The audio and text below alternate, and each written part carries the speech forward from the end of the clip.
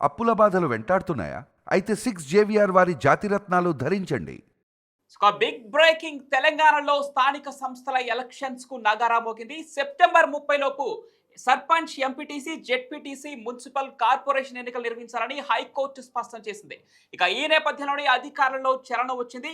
2024 జనవరి 30తోనే ముగిసినటువంటి స్థానిక సంస్థల గడువు నేపథ్యంలో సెప్టెంబర్ 30 లోపు ఎలక్షన్స్ నిర్వహించాలని తెలంగాణ ప్రభుత్వాన్ని ఆదేశించింది హైకోర్టు. ఇక జూబ్లీహిల్స్ ఉప ఎన్నిక కూడా అదే నెలలో నిర్వహించే అవకాశం కూడా కనిపిస్తా ఉంది. దీనికి సంబంధించిన పూర్తి డీటెయిల్స్ తీసుకుందాం. మనతో పాటు వార్ రూమ్ నుంచి లైవ్ లో సిద్ధంగా ఉన్నారు జర్నలిస్ట్ తిరుపతి. రైట్ పవన్, తెలంగాణ రాష్ట్రంలో ఎన్నికల నగారా మోగబోతున్నటువంటి పరిస్థితి. మొత్తానికి ఇటు బీఆర్ఎస్ పార్టీ ప్రతిపక్షంలో ఉంది, అధికార పార్టీ కాంగ్రెస్ పార్టీ పూర్తి స్థాయిలో స్థానిక సంస్థ ఎన్నికలకు సంబంధించినటువంటి వ్యవహారంలో పూర్తి స్థాయిలో ఒక కసరత్తు రెడీ చేసుకునేటటువంటి కార్యక్రమం కూడా చేస్తూ ఉన్నారు. వాస్తవానికి బీఆర్ఎస్ పార్టీకి సంబంధించినటువంటి నేతలు హైకోర్టులో ఒక 4 పిటిషన్ దాఖలు చేసేటటువంటి కార్యక్రమం చేసినారు. స్థానిక సంస్థల ఎన్నికలు ఇమీడియట్లీ పెట్టాల్సిందే, ఇడికే లేట్ అయిపోయింది. జనవరి 30 తారీఖు 2024 నాడే పూర్తి స్థాయిలో ఆ సర్పంచ్లకు సంబంధించినటువంటి పదవీ కాలం ముగిసిపోయింది. ఇక స్థానిక సంస్థలు నిర్వహించండి అని చెప్పి హైకోర్టులో పిటిషన్ వేసినటువంటి నేపథ్యంలో హైకోర్టు ఒక సంచలనమైనటువంటి తీర్పు ఇచ్చింది.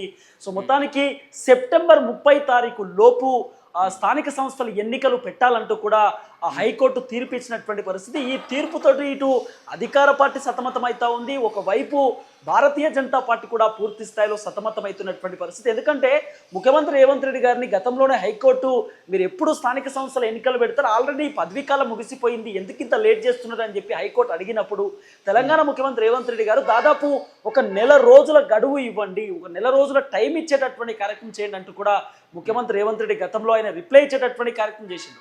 అయితే ఈ నేపథ్యంలో ఎన్నికల కమిషన్ కూడా మాకు ఒక నెల రోజుల పాటు టైం ఇవ్వండి, కొంత సెట్ చేసుకోవడానికి కొంత టైం పడుతుంది అంటూ కూడా ఎన్నికల కమిషన్ గతంలో చెప్పేటటువంటి కార్యక్రమం చేసినారు.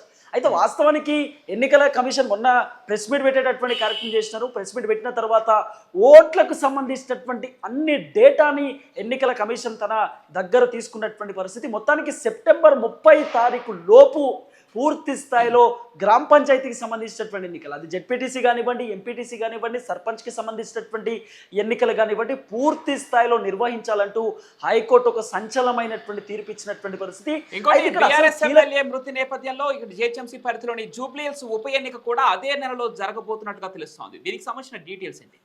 ఎస్ జూబ్లీహిల్స్ ఉప ఎన్నిక కూడా పూర్తి స్థాయిలో జరిగేటటువంటి కార్యక్రమం కూడా కనబడుతున్నటువంటి పరిస్థితి. గ్రామ పంచాయతీ ఎన్నికలు ముగిసినటువంటి వెంటనే దాదాపు 3 నెలల వ్యవధిలోనే ఏదైతే ఉప ఎన్నికలు నిర్వహించాల్సినటువంటి నేపథ్యంలో సో 3-4 నెలల్లోనే ఇటు జూబ్లీహిల్స్కి సంబంధించినటువంటి ఉప ఎన్నిక కూడా పూర్తి స్థాయిలో సర్వం సిద్ధం చేస్తూ ఉంది ఎన్నికల కమిషన్. ఆల్రెడీ గతంలో ప్రెస్ మీట్ పెట్టినటువంటి దాఖలాలు కూడా మనం చూసినాం. అంటే సెప్టెంబర్లో గ్రామ పంచాయతీ ఎన్నికలు ముగిసిన వెంటనే జూబ్లీహిల్స్కి సంబంధించినటువంటి ఉప ఎన్నిక కూడా తెరపైకి రాబోతున్నటువంటి పరిస్థితి.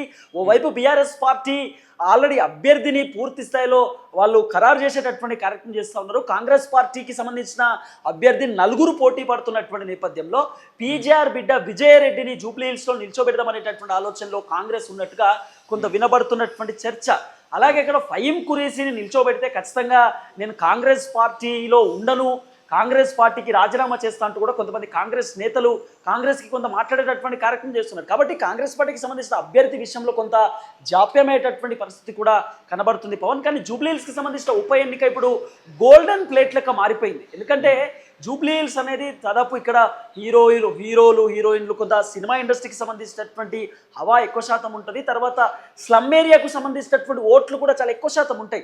స్లమ్లో ఉన్నటువంటి వాళ్ళు దాదాపు 60% ఉంటే 40% కొంత ఉన్నటువంటి వాళ్ళు ఉంటారు, కొంత బంగ్లాలు, కొంత వాళ్ళకు హవా ఉన్నటువంటి వాళ్ళు ఉంటారు. కాబట్టి స్లమ్కి సంబంధించినటువంటి ఓట్లు చాలా కీలకం ఇక్కడ జూబ్లీహిల్స్కి సంబంధించినటువంటి వ్యవహారంలో. కాబట్టి కొంత కాంగ్రెస్ పాజిటివిటీతో ముందుకు పోదామనేటటువంటి ఆలోచనతో ఉంది అనేటటువంటి ఒక చర్చ ఉంది. బీఆర్ఎస్ పార్టీ అభ్యర్థిని ఖరారు చేసేటటువంటి కార్యక్రమం చేస్తూ ఉన్నది. ఆల్రెడీ అభ్యర్థి ఫైనల్ చేసినాం కానీ పేరు మాత్రమే అనౌన్స్ చేయలేదని చెప్పి బీఆర్ఎస్ చెప్తా ఉంది. కాంగ్రెస్ మాత్రం అభ్యర్థికి సంబంధించినటువంటి వ్యవహారంలో జాప్యం చేస్తూ ఉన్నారు. బీజేపీ అభ్యర్థిని ఫైనల్ చేసేటటువంటి ఆలోచనలో కూడా జూబ్లీహిల్స్కి సంబంధించిన ఉప ఎన్నిక కనబడుతున్నది పవన్. ఇకపోతే స్థానిక సంస్థల ఎన్నికల నేపథ్యంలో ఇప్పటికే గ్రౌండ్ లెవెల్లో పార్టీలు కసరత్తులు కూడా మొదలుపెట్టినట్టు తెలుస్తుంది. ముఖ్యంగా కాంగ్రెస్ పార్టీ వస్తున్నటువంటి కొంత వ్యతిరేకతని ఈ ఎన్నికల ద్వారా అంటే ఎన్నికల్లో క్లీన్ స్వీప్ చేసేసి ఆ కాంగ్రెస్ పార్టీ దాన్ని పాజిటివ్గా మార్చుకునే అవకాశం ఎంతవరకు ఉండొచ్చు? అదేవిధంగా ప్రతిపక్ష పార్టీ అయినటువంటి బీఆర్ఎస్ పార్టీ ఏ విధంగా కసరత్తులు మొదలుపెట్టింది? దీనికి సంబంధించిన డీటెయిల్స్ ఏంటి? ఎస్ పవన్, మొత్తానికి బీఆర్ఎస్ పార్టీ గ్రామ పంచాయతీకి సంబంధించినటువంటి వ్యవహారంలో కేసీఆర్ ఎర్రపల్లి ఫామ్ హౌస్లో దాదాపు 2-3 నెలల క్రితమే బీఆర్ఎస్ పార్టీకి సంబంధించినటువంటి నేతలతో ఆయన భేటీ అయినటువంటి పరిస్థితి. గ్రామ పంచాయతీ ఎన్నికలలో ఎట్టి పరిస్థితులలో కాంగ్రెస్ బీజేపీ కంటే ఎక్కువ సీట్లు రావాల్సిందే. ఎందుకంటే అసెంబ్లీ ఎన్నికలలో బీఆర్ఎస్ పార్టీ చిత్తుగా ఓడిపోయినటువంటి దాఖలాలు మనం చూస్తాం. కేవలం సిటీకి సంబంధించినటువంటి సీట్లు మాత్రమే వచ్చినాయి. పల్లెటూరుకి సంబంధించినటువంటి సీట్లు పూర్తి స్థాయిలో బీఆర్ఎస్ కోల్పోయినటువంటి నేపథ్యంలో బీఆర్ఎస్ పార్టీ ఒక కొత్త స్ట్రాటజీతో ముందుకు పోయేటటువంటి కార్యక్రమం చేస్తూ ఉన్నది. ఇప్పుడు బీఆర్ఎస్ గ్రామ లెవెల్లో కూడా బలంగా ఉంది. గ్రామ లెవెల్లో కూడా బీఆర్ఎస్ పార్టీకి హవా ఉంది. ఎక్కడ కూడా కేసీఆర్ పైన నెగిటివిటీ రాలేదు అని కేసీఆర్ నిరూపించుకోవాలంటే ఖచ్చితంగా గ్రామ పంచాయతీ ఎన్నికలలో కొంత ఎక్కువ సీట్లు రావాల్సినటువంటి అవసరం ఉంది. ఎక్కువ ఓట్లు రప్పించుకోవాల్సినటువంటి ఆ అంశం కూడా బీఆర్ఎస్ పార్టీకి ఉన్నది. ఒకవేళ గనక కేసీఆర్ గ్రామ పంచాయతీ ఎన్నికలలో గనక ఖచ్చితంగా ఒకవేళ తక్కువ సీట్లు వస్తే ఓడిపోయేటటువంటి కార్యక్రమం కనబడితే ఖచ్చితంగా ఇటు అధికార పార్టీ కానివ్వండి లేకపోతే కేంద్రంలో ఉన్నటువంటి ఆ పార్టీ కానివ్వండి 2 పార్టీలు కలిసి బీఆర్ఎస్ని టార్గెట్ చేసేటటువంటి అవకాశం కూడా ఉండొచ్చు. ఆల్రెడీ పార్లమెంట్ ఎన్నికలలో బీఆర్ఎస్కు ఒక్క సీటు కూడా రానటువంటి దాఖలాలు మనం చూసినాం. మొన్న జరిగినటువంటి ఎమ్మెల్సీ ఎన్నికలలో కూడా బీఆర్ఎస్ పార్టీ పోటీ చేయనటువంటి నేపథ్యాన్ని చూసినాం. అభ్యర్థి పెట్టనటువంటి నేపథ్యాన్ని కూడా మనం చూసినాం. కాబట్టి కొంత బీఆర్ఎస్ పార్టీకి ఇబ్బందికరంగానే ఉండొచ్చు. కానీ కేసీఆర్ ఒక విజన్తో ముందుకు పోయేటటువంటి కార్యక్రమం చేస్తూ ఉన్నాడు. గతంలో మనం అధికారంలో ఉన్నప్పుడు మనం ఏమేం కార్యక్రమాలు చేసినాము, గ్రామ పంచాయతీ లెవెల్లో మనం ఏమేమి అభివృద్ధి చేసినాము, గ్రామంలో ఉన్నటువంటి జనాలకు మనం ఏ సంక్షేమ పథకాలు అందించినాము, ప్రతి ఇంటికి ఏదేది చేరింది, అది కళ్యాణ లక్ష్మి కానివ్వండి, షాదీ ముబారక్ కానివ్వండి, రైతు బంధు కానివ్వండి, లేకపోతే పెన్షన్లు కానివ్వండి, లేకపోతే రేషన్ కార్డులకు సంబంధించిన అంశం కానివ్వండి, బియ్యం కానివ్వండి, లేకపోతే నిత్యావసర సరుకులు కానివ్వండి, లేకపోతే ఇతర పరికరాలు కానివ్వండి, అన్ని అంశాలకు సంబంధించి దళిత బంధు కానివ్వండి, అన్ని అంశాలకు సంబంధించినటువంటి వ్యవహారంలో బీఆర్ఎస్ పార్టీ ప్రచారం చేస్తూ ముందుకు పోతా ఉన్నారు. మరో ముఖ్యమైన విషయం ఏంటంటే అంటే కాంగ్రెస్ ప్రభుత్వం అధికారంలోకి వచ్చిన కొద్ది నెలల్లోనే లాస్య నందిత ఏదైతే సికింద్రాబాద్ కంటోన్మెంట్ ఎమ్మెల్యేలు ఉన్నారో యాక్సిడెంట్లో మృతి చెందిన తర్వాత ఒక ఉప ఎన్నికను అయితే ఎదుర్కొన్నాను తెలంగాణ ప్రభుత్వంలో. అక్కడ బీఆర్ఎస్ పార్టీకి ఆ ఎమ్మెల్యే సీట్ను కూడా కోల్పోవడం జరిగింది. కానీ ఇప్పుడు సంవత్సరం తర్వాత వస్తున్నటువంటి ఈ ఉప ఎన్నిక చాలా కీలకంగా మారబోతుంది. ముఖ్యంగా జిహెచ్ఎంసీ పరిధిలో బలాన్ని చాటినటువంటి బీఆర్ఎస్ పార్టీ ఈసారి దాన్ని నిలబెట్టుకోబోతుందా, లేదంటే కాంగ్రెస్ పార్టీ అధికారంలో ఉంది కాబట్టి ఈ సీట్ను ఎగరేసుకోబోతుందా? ఎలా ఉండే అవకాశం ఉందనుకోవచ్చు? పవన్, సికింద్రాబాద్ కంటోన్మెంట్ జూబ్లీహిల్స్కి సంబంధించినటువంటి ఉప ఎన్నిక అసలు పొంతనే లేదు. ఎందుకంటే సికింద్రాబాద్ కంటోన్మెంట్కి సంబంధించినటువంటి ఎన్నిక అది పార్లమెంట్కి సంబంధించినటువంటి ఎన్నికల టైంలో జరిగింది. అప్పటికే బీఆర్ఎస్ పార్టీ పైన తీవ్రమైనటువంటి వ్యతిరేకత ఉన్నది.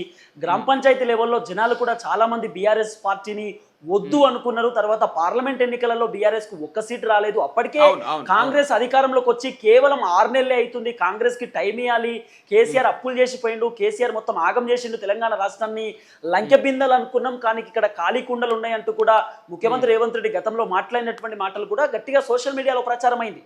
అంటే కేసీఆర్ 10 సంవత్సరాలు తెలంగాణ రాష్ట్రంలో అధికారంలో ఉన్నాడు కాబట్టి సో కేసీఆర్ వద్దు అని చెప్పి జనం కొత్త ప్రభుత్వాన్ని ఎన్నుకునేటటువంటి కార్యక్రమం చేస్తారు. కానీ ఇక్కడ పార్లమెంట్కి సంబంధించినటువంటి ఎన్నికల నేపథ్యంలోనే ఇక్కడ సికింద్రాబాద్ కంటోన్మెంట్ ఎన్నిక కూడా వచ్చింది కాబట్టి అప్పటికే బీఆర్ఎస్ పార్టీ పైన నెగిటివిటీ ఉన్నది.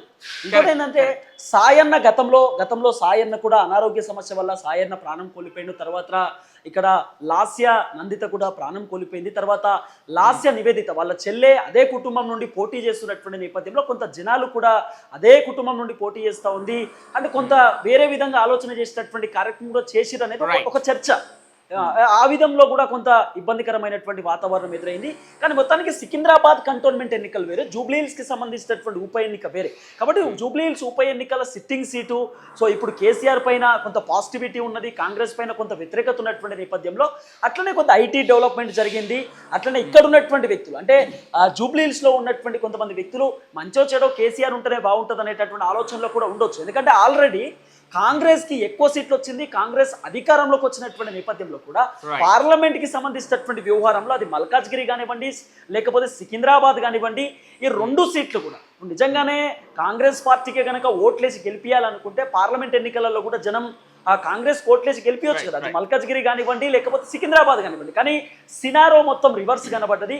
ఇక్కడ ఈటల రాజేందర్ గెలిచిండు పార్లమెంట్ ఎన్నికలలో. తర్వాత ఇక్కడ ఎవరైతే భారతీయ జనతా పార్టీకి సంబంధించిన అధ్యక్షుడు కిషన్ రెడ్డి గెలిచినటువంటి నేపథ్యాన్ని కూడా మనం చూసినాం. కాబట్టి కంటోన్మెంట్కి సంబంధించినటువంటి ఎన్నిక వేరే, జూబ్లీహిల్స్కి సంబంధించినటువంటి ఉప ఎన్నిక వేరే. ఎందుకంటే 18 నెలల తర్వాత జూబ్లీహిల్స్ ఉప ఎన్నిక వస్తుంది పవన్. కాబట్టి జూబ్లీహిల్స్ ఉప ఎన్నికలో ఎట్టి పరిస్థితులలో తన సీటు దక్కించుకోవడానికి బీఆర్ఎస్ పార్టీ కొంత వ్యూహాలు రచించేటటువంటి కార్యక్రమం చేయవచ్చు. ఎందుకంటే బీఆర్ఎస్ పార్టీకి ఉప ఎన్నికలు కొత్త కాదు. ఉప ఎన్నికలు కేసీఆర్ గతంలో నుండే స్ట్రాటజీతో ముందుకొచ్చినటువంటి వ్యక్తి. కేసీఆర్ ఆ ఉద్యమ సమయంలో కూడా ఆయన రాజీనామాలు చేస్తూ ఉప ఎన్నికలు తీసుకొస్తూ మళ్ళీ గెలుస్తూ తెలంగాణను బలాన్ని చేకూర్చినటువంటి వ్యక్తి కూడా. మనం ఉప ఎన్నికలకు సంబంధించినటువంటి వ్యవహారంలో కొంత కేసీఆర్ అగ్రెసివ్గా ఉంటాడు. కేసీఆర్ వ్యూహాలు కూడా కొంచెం డిఫరెంట్ జోన్లో ఉన్నటువంటి ఆ నేపథ్యాన్ని కూడా మనం గతంలోనే చూసినాం Pawan. Right, thanks for the updates Tirupati. మళ్ళీ స్థానిక సంస్థల ఎలక్షన్స్కి సంబంధించి మరిన్ని అప్డేట్స్ కోసం మళ్ళీ మిమ్మల్ని సంప్రదిస్తాం. Thank you so much.